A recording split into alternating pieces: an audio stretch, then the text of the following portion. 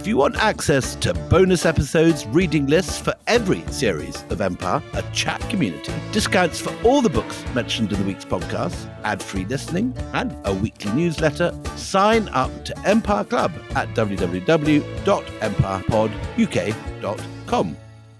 Want to shop Walmart Black Friday deals first? Walmart Plus members get early access to our hottest deals. Join now and get 50% off a 1-year annual membership. Shop Black Friday deals first with Walmart Plus. See terms at walmartplus.com. Ryan Reynolds here from Mint Mobile. With the price of just about everything going up during inflation, we thought we'd bring our prices down. So to help us, we brought in a reverse auctioneer, which is apparently a thing. Mint Mobile Unlimited Premium Wireless. How to get 30, 30, bit to get 30, bit to get 20, 20, 20, bit to get 20, 20, bit to get 15, 15, 15, 15, just $15 a month? Sold! Give it a try at mintmobile.com/switch. $45 upfront payment equivalent to $15 per month. New customers on first 3-month plan only. Taxes and fees extra. Speed slower above 40 gigabytes. See detail. The holidays are here at the Home Depot, so let's get to decorating. Find your perfect tree in our huge assortment of shapes, sizes, and styles. Like the easy-to-assemble Jackson Noble fir, with pre-lit branches perfect for styling with all your favorite ornaments. Or the Flock Starry Light Fraser fir, with over 1,900 pre-lit memory wire branches that keep their shape so it's ready right out of the box. Ooh. Find the perfect tree now at the Home Depot.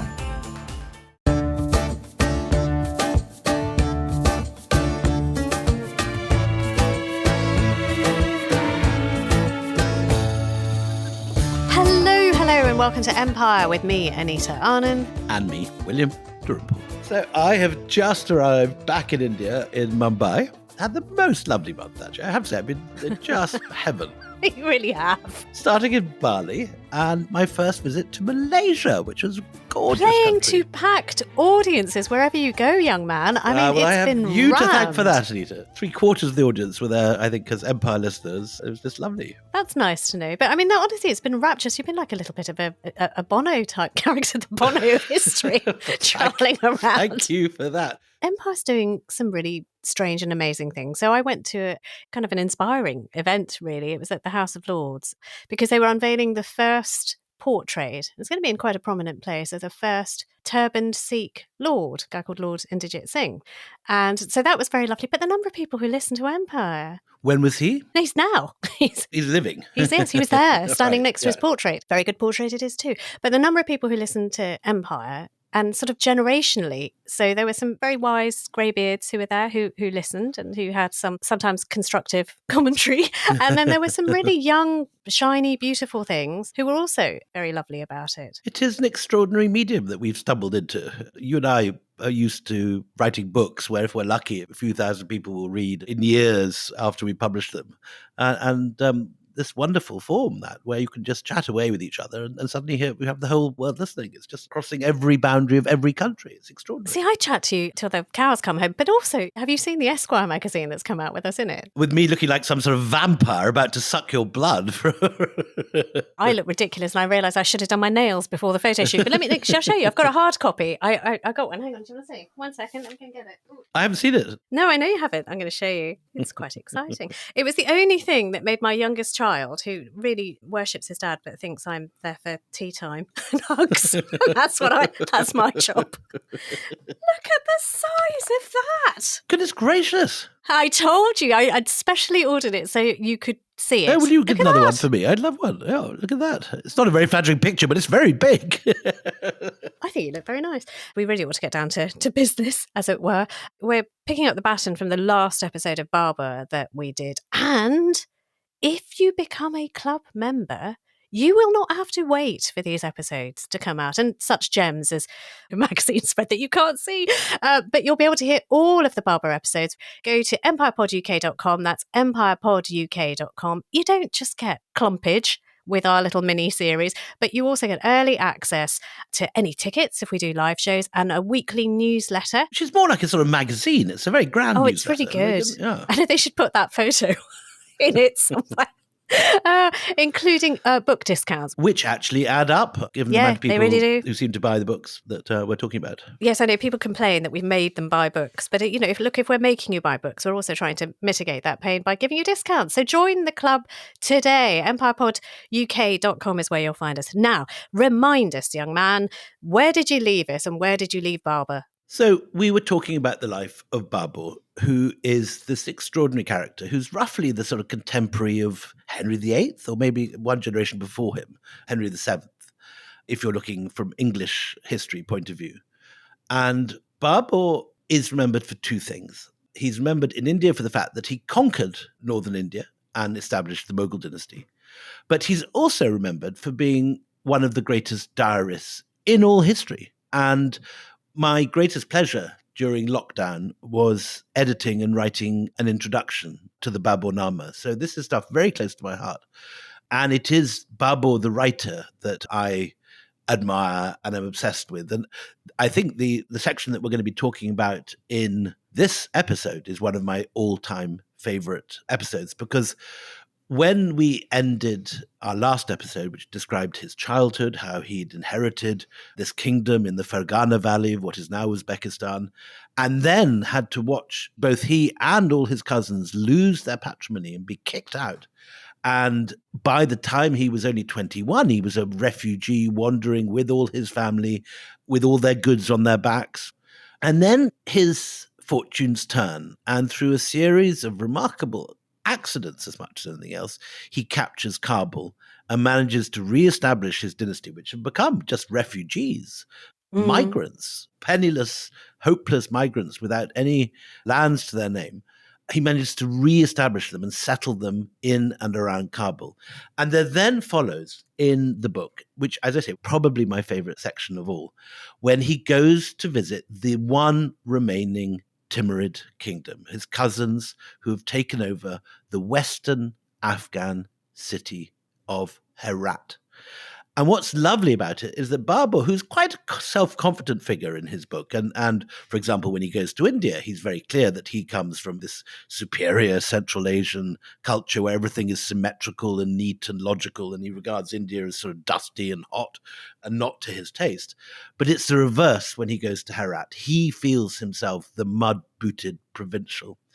And to be honest, it stirs memories of me when I was a kid coming to visit my cousins in London and being both sort of frightened and gauche and feeling unsophisticated, well, both then and my first teenage parties in London. I was the Scots boy coming from the countryside and didn't have the clothes or the manners or the small talk. Wait a minute.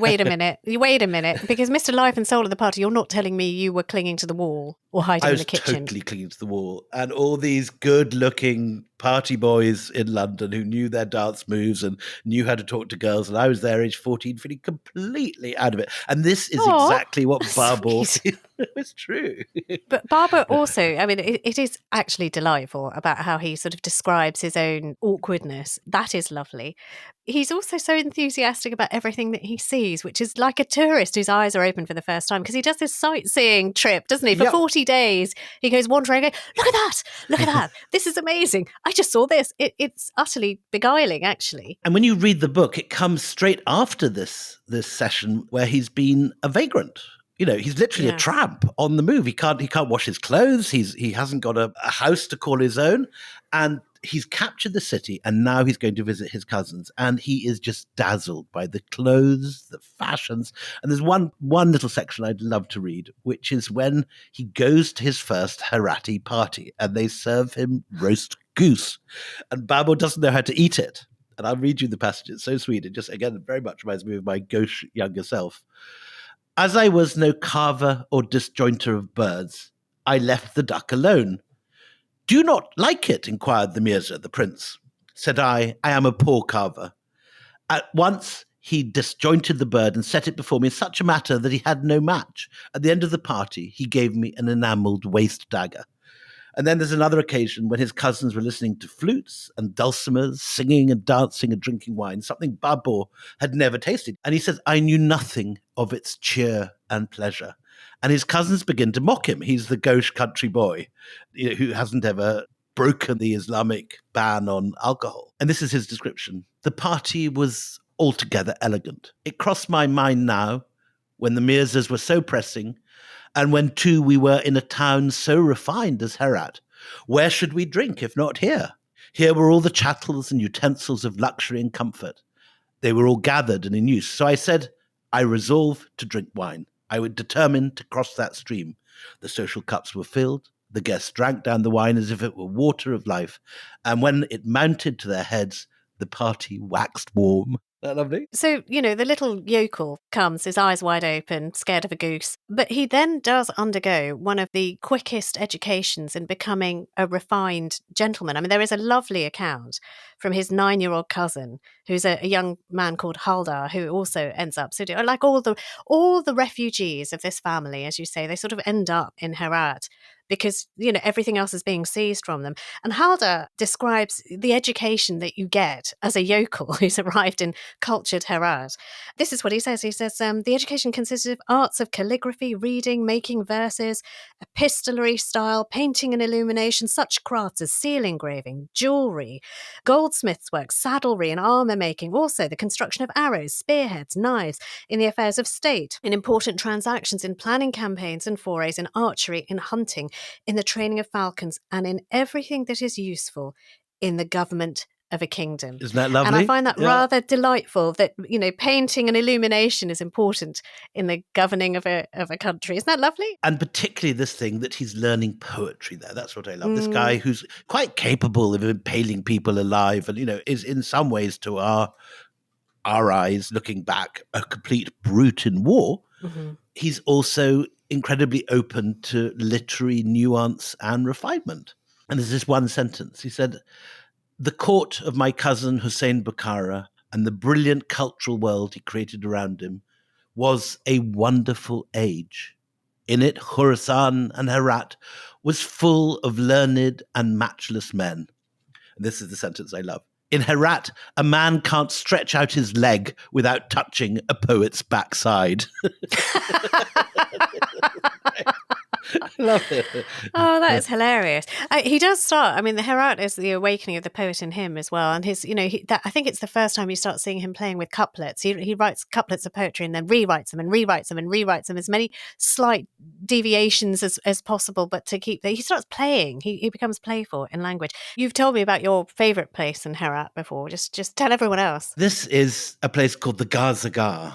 And the only reason I went there was because Babur loved it so much. And since then, other people who've read his account have gone. So, for example, Robert Byron and then Bruce Chatwin, all my heroes went to this place. And the Garzagar is a Sufi shrine across the valley from Herat. It's outside the town.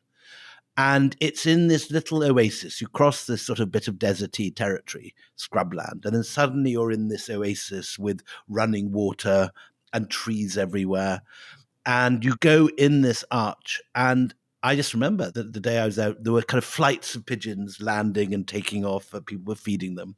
And there were these Sufis doing these incantations in one of the rooms, and you could hear this recitation at a high pitch of sort of mystical fervor coming from one of the rooms, and the pigeons flapping and the larch and poplar trees shining in the sun. And for me, as for Bruce Chatwin, as for Robert Byron, all following in the footsteps of Babur, we just sat there reading Babur's description of this wonderful place 500 years ago and feeling that nothing at all had changed. So nothing at all changed. Can I make an observation? Because I've been engrossed in a documentary series that's on in Britain at the moment, which is first-person camera accounts of British forces in Afghanistan in 2007, and particularly in Helmand province, which is not far from Herat, is it? How close it's a is sort it of from 500 Herat? kilometres, which in Afghan terms is not that far, no. 7 hours drive. And it's very moving. I mean, it's from the British perspective of a platoon. I've only watched one, but I will watch more.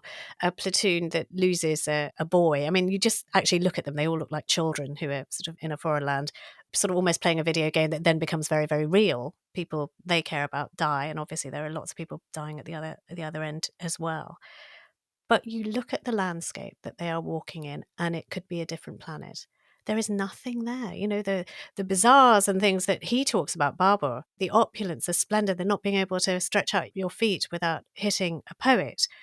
There is none of that. It is a landscape of rubble, of desolation, of dust, of nothing. When they praise a market, they talk about going through a bustling market. To my eyes, what you see is just piles of goods in the dust. There is a reason for that. Afghanistan has been fought over, and this land, which was the most prosperous. I mean, Babur, when he comes from Kabul and goes to India, he regards himself as going to the provinces.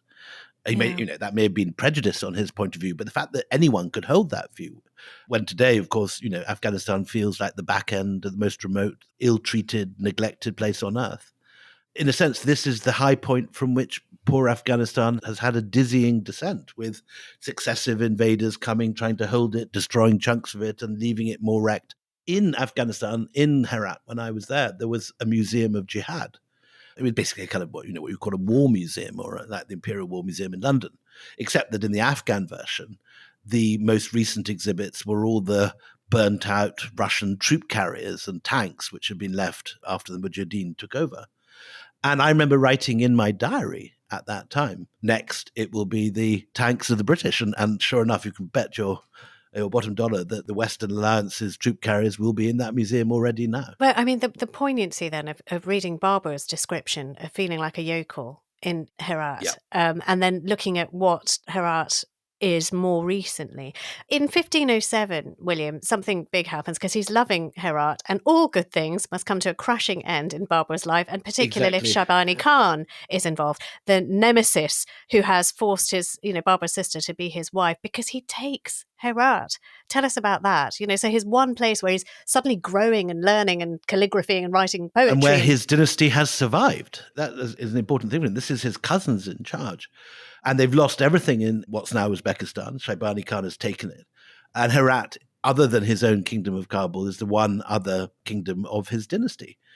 And Babur's enjoying himself so much that he lingers in Herat late into autumn and very nearly dies on the way back to Kabul because he gets caught in blizzards as he's trying to cross the Hindu Kush, and he loses lots of his men. Is this as he's fleeing, as Shaybani Khan is taking He's not fleeing, him? he's just leaving Herat because he's stayed too long partying and drinking wine and falling in love with boys in the bazaar and all that sort of thing.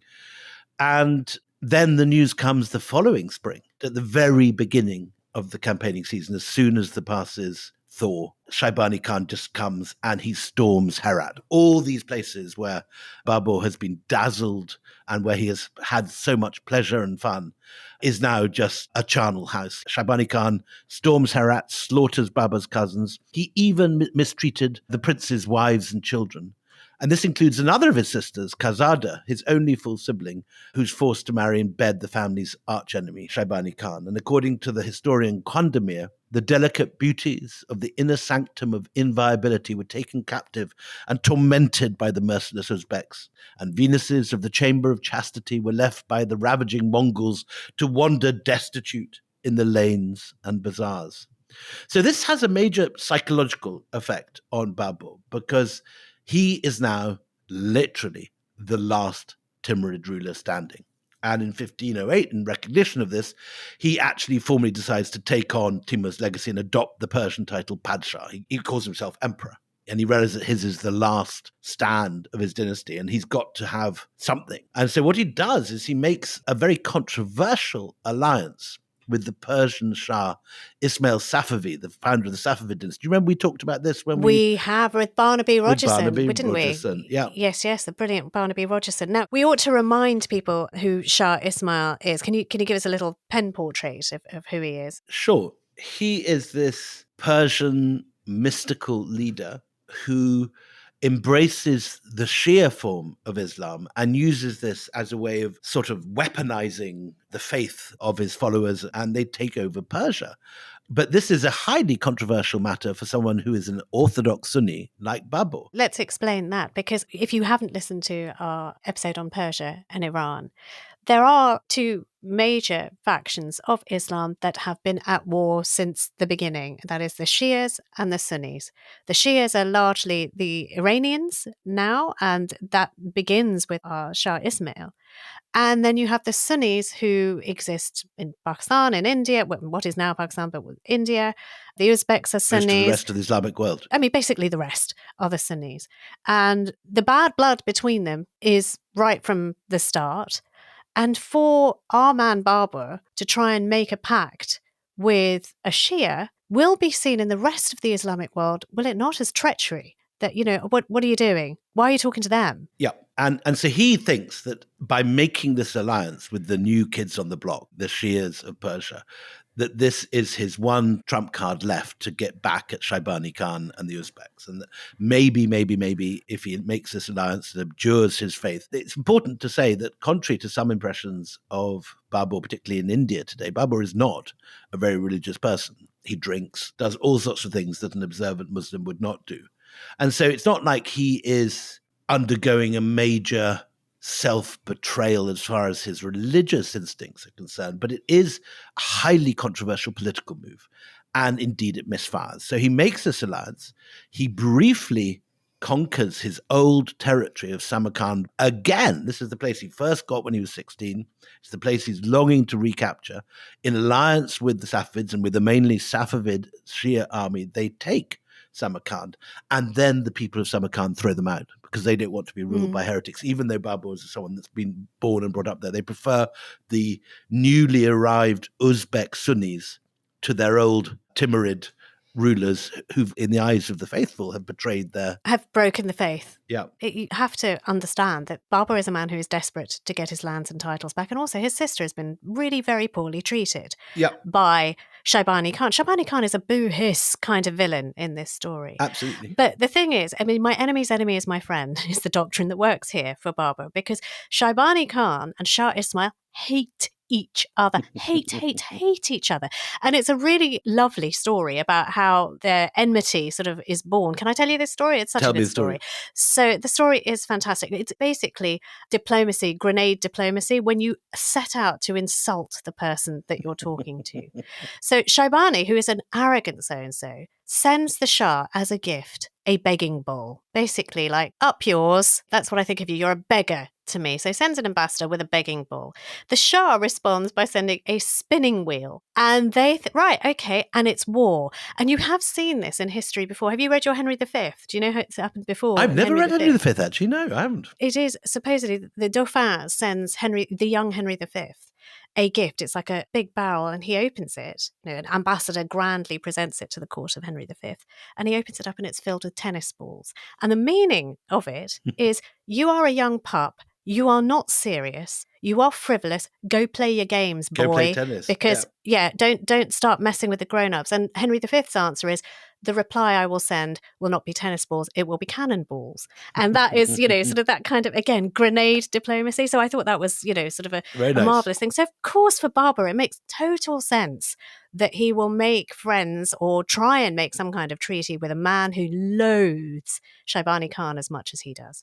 Anyway, sorry, people are turning against Babur because he's broken the faith and he's done a deal with the Shias, and that's not what Sunnis do. So what happens then? So he captures Samarkand, and then Shaybani Khan is tricked by Ismail Safavi into an ambush, cornered in a cattle compound and dismembered. And his body parts were sent to different parts of the Persian Empire, and his skull was set in gold for the Shah to drink from in no uncertain terms. So at this point, Babur thinks he's backed the right horse and that this betrayal of the faith is worthwhile, but then it goes horribly wrong. The Samarkandis throw him out as a traitor to the faith. And it's the third time in his life he's lost his beloved Samarkand, the city that he loves. But this is an incredibly important moment for history, because having lost Samarkand, he now realizes that his destiny does not lie to the north, which is now chosen the Uzbeks. His destiny lies to the south. And he says, ever since we came to Kabul, it had been in my mind to move on Hindustan. The sun being in Aquarius, we rode out of Kabul for Hindustan. Another world came into view, other grasses, other trees, other animals, other birds, and other manners and customs of clan and horde. Once the waters of Sind are crossed, everything is in the Hindustani way. It's a good place to take a break. Join us after the break. His eyes have turned to Hindustan, to India. Find out what happens next. The holiday season officially starts when you get that first card in the mail. Shutterfly makes it easy to add more meaning to the everyday with hundreds of holiday card designs that can be personalized in seconds with your favorite photos from this year. Select your greeting, customize the color, and even add little extras like personalized foil to make a holiday card that really shines. Enjoy 40% off with code SMILE40 at Shutterfly.com and send something meaningful this year. See site for more details. Welcome back. So we left you with Babur now having been chased out, rejected. He's salted the earth as far as his people are concerned by doing deals with the Shias. And now he's looking to new pastures.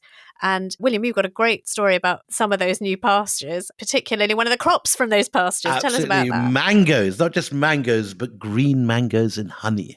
So the story is that Babur is already now thinking about Hindustan, and he's done a couple of raids into the Punjab to test the waters. And then in 1522, an irresistible opportunity presents itself in the person of a man called Daulat Khan. Now, Daulat Khan is someone that I have come across a lot because there's a beautiful 16th century madrasa and tank next to my house in Delhi, which is built by him. So he's someone I took an interest in. And only researching his story did I discover this story. Daulat Khan falls out with the ruler of Delhi, who is a guy called Ibrahim Lodi. Well, that's going to be an important name, by the way, the Lodis. Just bank that, and we'll come back to that. You've pronounced him more correctly than me. Lodi rather than Lodi, as I called him in my and also, English. can I say Daulat? No, but that's all right. I mean, you can't help it. You are Scottish. Also, Daulat, or Daulat Khan, which is how I would say it, it means wealth, the Khan of wealth. Daulat. Yeah. Yes, carry on, as you were. Go on. I can't help it, I'm Scottish. I'm going to save that one to chew on later. I'll put it on a T-shirt. He can't help it. He's Scottish. He's Scottish. Anyway, I'll have words with you later, Anita Anand. Anyway, Ibrahim Lodi, as you correctly pronounce him, is the Sultan of Delhi. And he is a brutal and autocratic, and he has fallen out with many of his noblemen, arresting and killing them. And he has the secret police that terrorize his court. And anyway, so Daulat Khan has enough of this. And so he sends an invitation to Babur to take possession of the throne of Hindustan. And this is what Babur writes. At the dawn of day, I prayed in the garden for a sign of victory in Hindustan, asking that it should be a gift of the fruits of that land. And it so happened that Daulat Khan had sent me as a present half-ripened mangoes preserved in honey. And when these were set before me, I accepted them as a sign, and from that time forth made preparations to move on Hindustan. I put my foot in the stirrup of resolution and set my hand on the rein of trust with God, and moved forward against Sultan Ibrahim, son of Sikandar Lodi, whose standing army was said to be 100,000 people, and whose elephants and whose lord's elephants were over 100 in number. So he realizes this is not going to be an easy one. Well, I mean, can I just say, as somebody who is entirely addicted to mangoes in mango season, fighting a war for mangoes makes perfect sense for me. It's like, God, that's the rocket fuel of conflict. I get it. When there's only one left and there are three of you, what are you going to do? I don't think is this a dish that still exists? Have you ever had half-ripened mangoes? No, and I've honey? never had that. Wouldn't mess with a mango. It's perfect. Just wait a minute, let it ripen. Okay, so tell us a bit more about the Lodis, though. You've kind of just mentioned them, but the Lodis are very, very important in India at this time. So let's do a little sketch of what's going on in India at this point, because we kind of assume that India's just there. And in fact, it's a complicated and interesting picture that Babur is walking into. Now, a lot of people in India, I think, imagine that the Mughals brought Islam to India. You hear this frequently on popular conversation. But in actual fact, Islam arrives in northern India, the Delhi region, in the 12th century, 1192. You have the first conquest by various Turkish sultans, and they form something called the Delhi Sultanate, which becomes an enormous power. It extends as far as Madurai within a century. That's in Tamil Nadu in the far south. And what breaks the power of the Delhi Sultanate is Babur's ancestor Timur, who comes charging down from Central Asia, takes the Delhi, then ruled by a dynasty called the Tughlaqs, and the power of the Delhi Sultanate is shattered, and it fragments into lots of little kingdoms. And in fact, arguably the strongest power and certainly the richest power in the century before Babur emerges from the Hindu Kush is the great southern capital of Vijayanagara. Today, Hampi, a place beloved of backpackers and It's where many people other. go to find themselves, William. They go to find themselves. I spent my 19th birthday, I woke up in Hampi. Where were you when you found yourself? I didn't. I'm still looking. Still long lost. Okay, right. Okay. But what's important about Vijayanagara as far as the story of Babur is concerned is that the Timurids send an ambassador from Herat. In fact, the same family who Babur visits in Herat and who dazzle him with their sophistication. They send an ambassador to Vijayanagara, and this is what they report. The city of Vijayanagara simply has no equal in the world, writes the ambassador. It is such that the pupil of the eye has never seen a place like it, and the ear of intelligence has never been informed that there existed anything equal to it in the whole world. It is a city of enormous magnitude and population, with a king of perfect rule and hegemony. His kingdom stretches more than 1,000 leagues. His regions are flourishing. He possesses 300 ports. He has 1,000 elephants with bodies like mountains and the mien of demons. But what he says in particular is the wealth of the place, the extraordinary personal wealth of everyone in the kingdom, especially the profusion of jewelry worn by men and women of every social class, and the sophistication of the jewelers. He talks about stalls selling pearls, rubies, emeralds, diamonds. And this message that Vijayanagara and India in general is the richest country in the world is what lodges, of course, with the Timurids.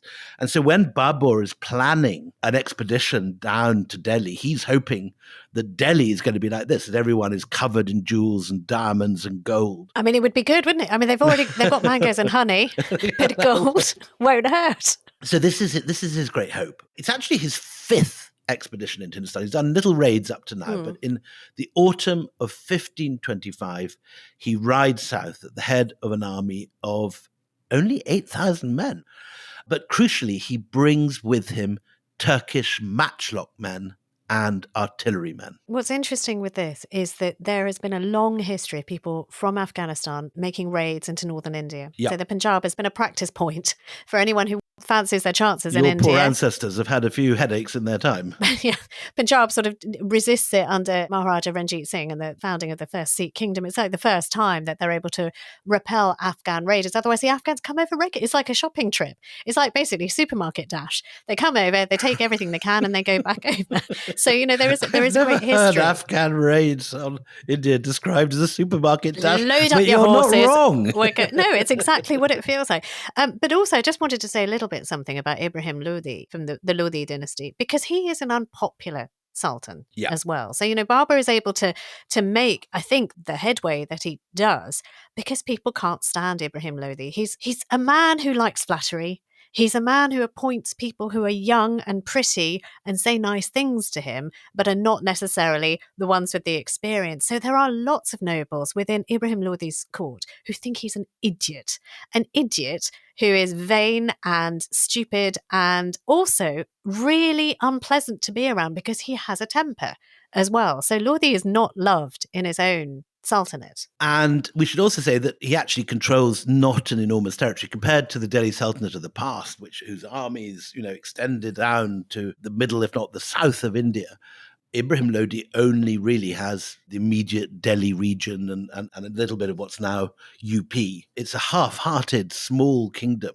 So it's an ambitious move by Babur, but it's not an impossible gain. No, but you he can knows see what he's thinking. You know, he's gaming it. If he's gaming it in his head, things are in his favour. He may be crossing into a new country and a territory that he doesn't have familial roots in, but there's enough going on that can be exploited. And what he also seems to know, judging by the preparations that he makes, is that while there is a lot of artillery in the south and the Deccan of India, for some reason, the Lodis and the northern Indians have not yet invested in this new technology. It's a bit silly, isn't it? Why haven't they? Do you know? Have you ever thought about why haven't they? It's interesting because we know that for at least 100 years in what we call the Deccan Sultanates, places like Bijapur and Golconda, that there are artillery and these enormous cannons you still see on the walls there, dating from this time.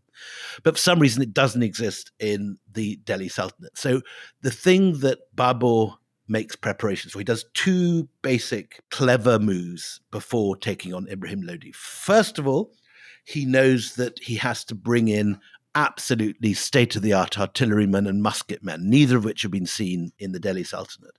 Secondly, he knows he's got to find some way of frightening Lodi's elephants. And already by this stage in history, people have got the answer to elephants, which, from the time of Alexander the Great, were the great Indian trump card in battle. You just put your elephants on and they trample everybody. But already now people know how to deal with elephants, and the answer to that is fireworks. Right. Elephants are scared stiff of fireworks. So he brings a whole load of just celebratory fireworks, like, you'd normally use in Diwali or something. He has enough fireworks to sort of blow the whole battlefield up and scare the elephants. And hopefully his plan is that if he lets them off at the right moment and they go off in the right way, that the elephants will not only not move forward, that they will scare, retreat fast, and trample the Lodi's troops. I mean, fireworks will not be all that he uses, because in 1526, and not long after this sort of period where he's dipping his toe in, and also, by the way, collecting disgruntled Lodi noblemen who hate Ibrahim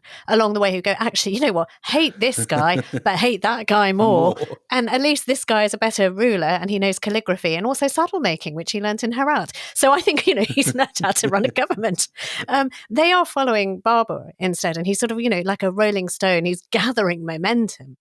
But one other thing that Babur does, and, we mustn't lose sight of this, and I'm glad you pointed it out at the beginning of the episode. We're talking about an interesting fella who might write poetry, but he is a bloodthirsty bastard at times. So what he does, because he does have guns, which the Lodis for some reason haven't discovered, and they haven't really discovered how to sort out their elephants when people let off loud bangs. But Babur does this thing where I think it's February 1526, where he asks, and he's sort of taking prisoners along the way in little light skirmishes. He asks for 100 prisoners and 8 or 9 elephants to be brought before him. And he orders, I don't know whether it's the first, it may be the first firing squad in India. And he orders men with guns to open fire. Now, there is only one reason that you would do that, and that is to spread the word that we are a storm of death coming your way and you have no answer to this. And it's a really perplexing thing because, actually he hasn't got a history of massacring everybody, unlike, Shaybani Khan has. He kills people and he rapes them and he leaves them bleeding by the road. I mean, for most of his life, he's been on the back foot. He's lost more territory than he's gained. The one atrocity I think that can be put at young Babur's feet is he does some pretty terrible things in the Bamiyan region with the Hazaras, and he's been pretty horrible to the Hazaras in Afghanistan. But you're right, this is the first sign of a darker, more gratuitous violence. It's not bloodlust. It is a very pragmatic thing to Ibrahim Lodi. Look at what I can do, and look what's coming for you. So what he does as they approach the great battlefield of Panipat, which is one of these celebrated battlegrounds where time and time again over the centuries the fortunes of northern India are decided.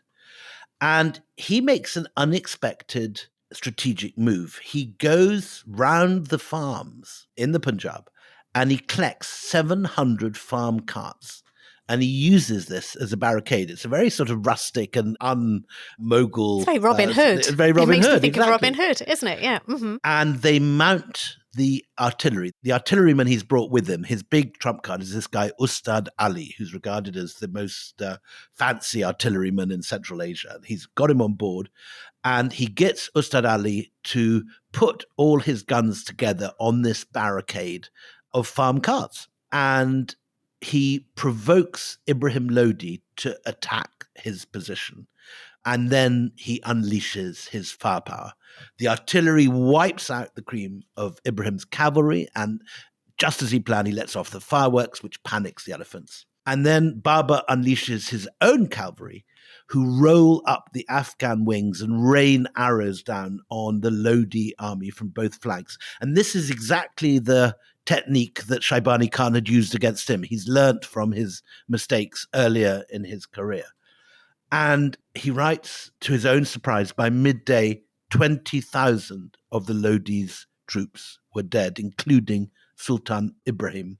And he marches then on Delhi. But what's fascinating is because he recognizes it as a holy city and a city of great civilization, and because he hated what had happened to Herat, he orders that there should be no slaughter, no massacres, and no plundering. And instead, he comes on foot and visits the two great Sufi shrines of Delhi, which are still there to this day. The shrine of Qutb Bakhtiyar in Khaki in Mehrauli, very close to my house, place I go to a lot. And there's wonderful qawwalis there on Thursday evenings. And then he goes up to Nizamuddin Aulia's Dargah near the future tomb of Humayun. And head bowed, he seeks the blessings of both these saints. And then there's this lovely end to the section. He says, having done this, we dismounted at the camp and went on a boat, and there, afloat on the Yamuna, much arak was drunk. Well, I mean, you fought a battle you've won, might as well arak it up. Can I just say one thing? I mean, the fact that he does not destroy where he goes, we have him to thank for the Lodi Gardens still existing then, because that's a lovely little oasis in Delhi. I enjoy the Lodi Gardens. Well, the Lodi Gardens, has to be said, it was a graveyard. Oh, really? And it was turned into the Lodi Gardens by somebody called Lady Willingdon. It was originally the Lady Willingdon Gardens. Oh, my God. And the didn't plaque know is still that. there as you go in on the Khan Market entrance. It says Lady Willingdon But it feels like Gardens. such an ancient place with all these sort of the old building in the middle. No, those are the Lodi tombs. And indeed, Ibrahim Lodi, who has just been killed at the Battle of Panipat, is buried there. And Babur allows him to be given a proper burial and a good tomb. Huh. It isn't a beautiful garden area like it is now. That is Lady Willingdon's creation, recognising the beauty of this place. And it's my favourite walk in Delhi. Did not know that. Mind blown. That's very interesting. Listen, shall we leave it there and we'll take up the reins of what Babur does next after this enormous victory and you found yourself destroying the Sultan of the Delhi Sultanate. What happens next? Join us next time. Or if you're a member of our club, and you can be, empirepoduk.com. That's where we are, and you get to listen to all of these in a big clump. But till the next time we meet, it's goodbye from me, Anita Anand. And goodbye from me, William Durham.